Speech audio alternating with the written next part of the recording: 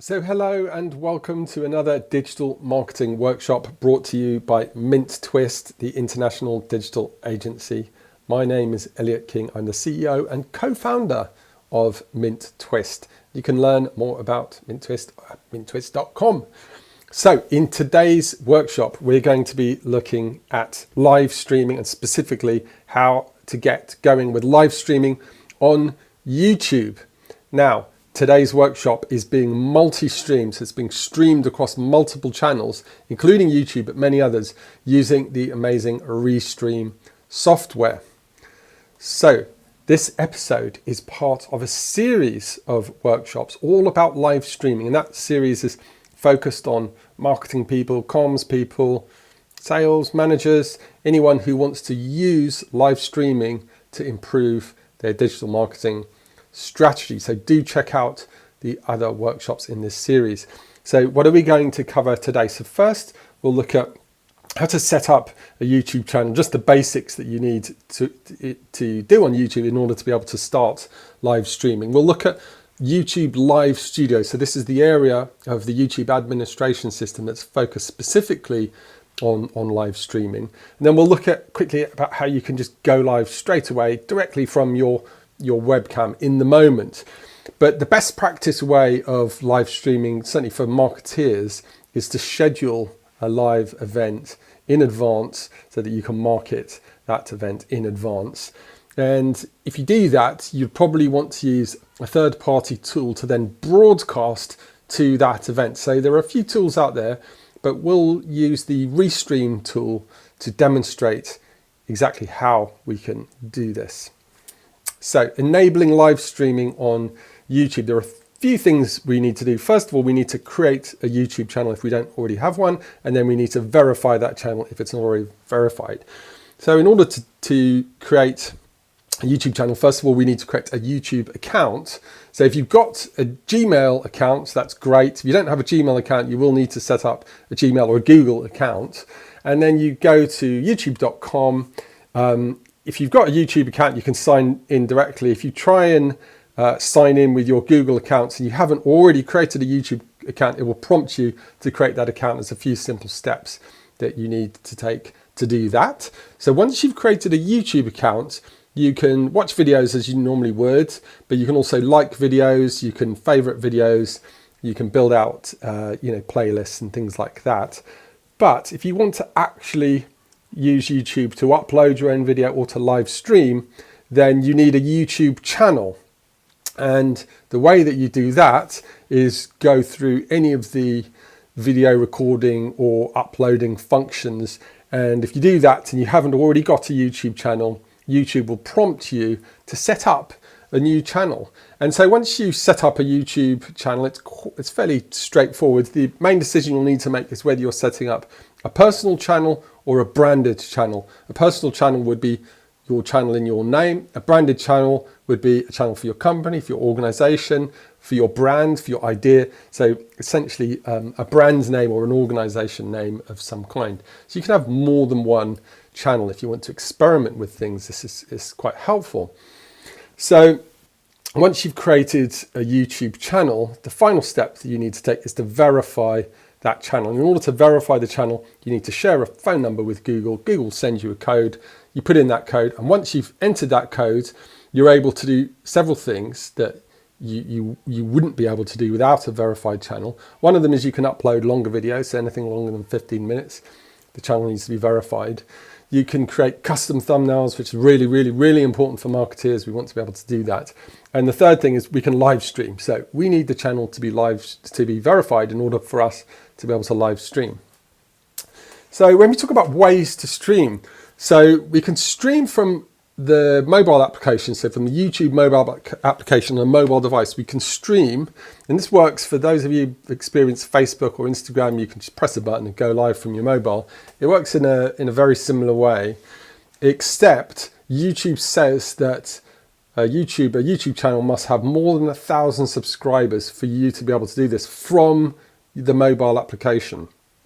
The main logic that YouTube, the main reason that YouTube do this is because they want to mitigate the possibility for extreme content to be shared, and they feel that by moving, let's say, new or inexperienced YouTubers, disabling the ability for them to go live from the mobile would mitigate the chance of that type of content ending up on the channel.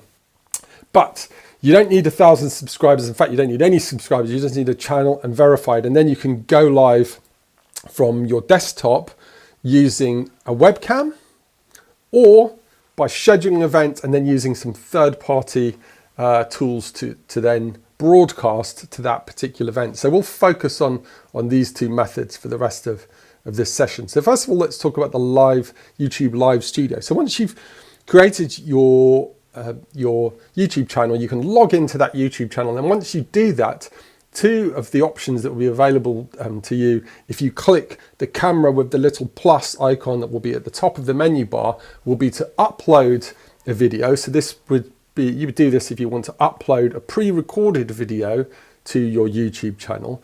But what we're talking about today is how to go live, or how to set up a live event. And you know, if you want to do that, you need to click the go live option that is underneath this camera and plus icon that we'll see here. So once we click that go live option, it doesn't go live straight away. It sends us in to the YouTube live studio. And once we're in there, there's three main options that we'll see in the top left of our live studio. One of them is stream, the other one is webcam, the other one is manage. So if we want to click stream, we can essentially, or if we want to click webcam, we can essentially move through a couple of option screens that will allow us to go live very, very quickly in real time from our actual mobile browser. So if we do click webcam, we'll be prompted with the webcam stream info screen, and that's going to ask us to put a title. It's going to ask us if we want it to be private, unlisted, or public. And it's also going to ask us if we want to schedule it for later. So this is a toggle button. So we can either schedule for later or we can not. If we not, so the default is not, if you click webcam. If we're not, what we're saying to Google is we're going to fill out a bit more information and then we're ready to actually go live now from our webcam. So if we do click that toggle button and we do schedule it for later, then we can set a date and schedule it for later. We'll talk about that in a moment, but let's continue as if we're going to go live directly from our webcam. So, you know, once we do that, there's a few other options, and one of them is this, whether it's made for kids or not. So the default is no, it's not made for kids. If your content is explicitly made for kids, you can click that, but if it's not made for kids, leave it on no. It doesn't mean that your content's inappropriate, you know, for children. If it's, you know, if it's a tutorial or something, you know, a presentation or something that's primarily not made for children, leave it as no, it's not made for kids. It won't negatively impact your stream. There's a few other options, but the next screen will allow us to take a thumbnail, or the YouTube live studio will take a thumbnail using our webcam. So literally you'll click next on the screen, you'll see a 3, 2, 1, and it will take a screen grab picture, you know, of your face or whatever you've got standing in front of the webcam. And it will use that as a thumbnail. And then, as you can see, you can just press the go live button and you're ready to go live straight away. You know, all YouTube Studio needs to do is connect with your webcam, you know, and with the microphone.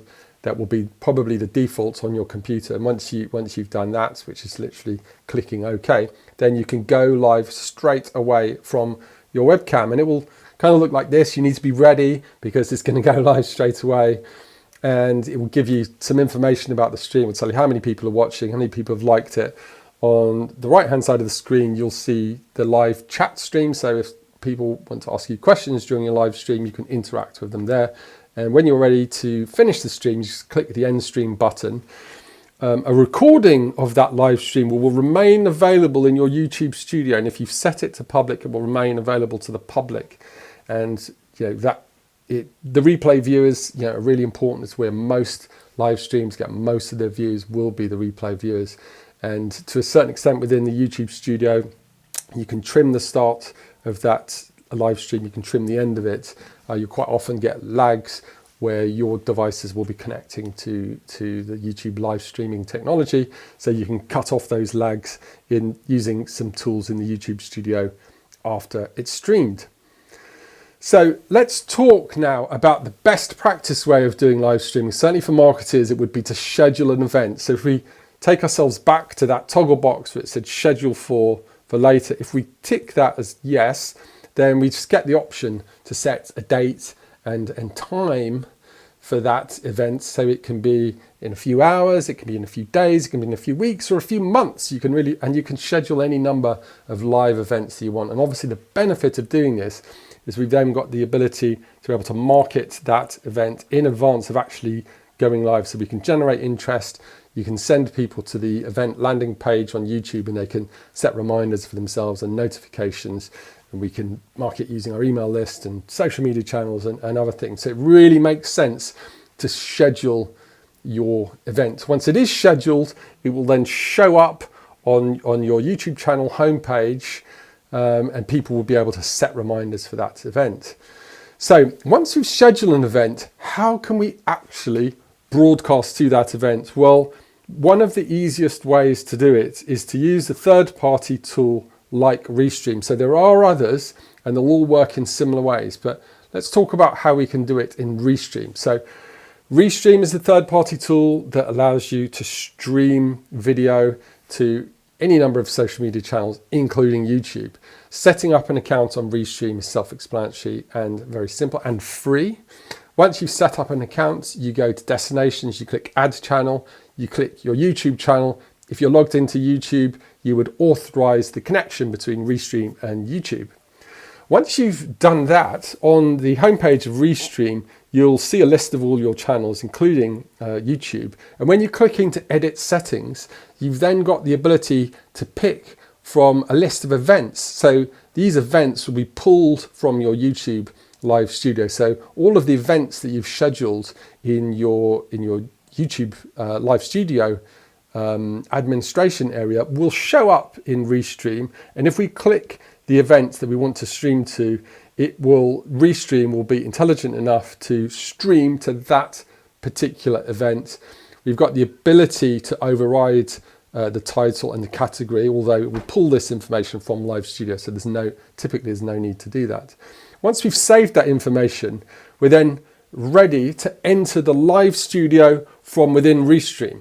So the Live Studio from within Restream has more functionality, more control, more capability than going live directly from the YouTube webcam, which will essentially just stream what it sees in the webcam or what it hears from your microphone. As we'll see, the Restream technology allows you to do a few more things.